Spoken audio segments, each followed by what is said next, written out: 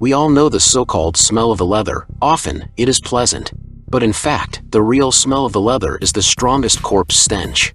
How does the leather lose it and get that scent that we all know from leather jackets and bags? The restorer is with you, and now we will go on an excursion to the tannery. After the leather has arrived at the factory, it is necessary to rid it of wool.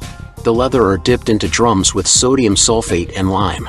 They seem to be washed in this washing machine, and the wool comes off them.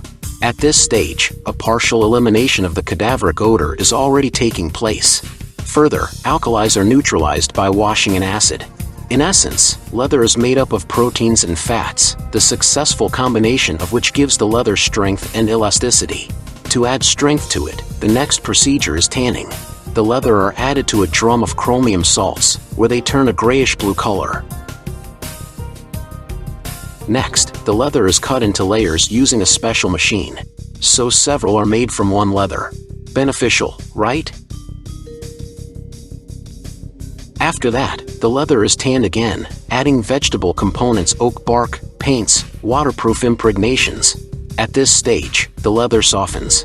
Then, the semi-finished product goes through the drying stage. And the drying field of the leather is restored from the damage that the animal received during its lifetime. These are parasites, gadflies, various scars from falls, holes in the side. An animal can lie on the grass, and there is a stick or part of a fence. In a word, a cow rarely has a perfect leather.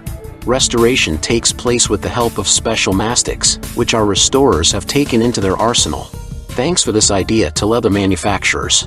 Thus, the manufacturer is already deceiving the consumer, promising him a high-quality leather without defects.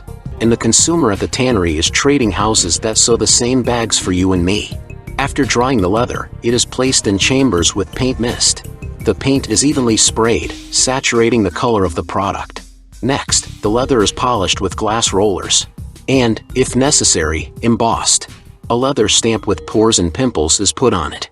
Thus, the place of restoration is hidden. Hot press. It turns out even the texture of the leather, often fake. And often from the leather of a cow, the leather of an ostrich, a crocodile, and a python is obtained. And this is another cost of the leather. That's a hoax.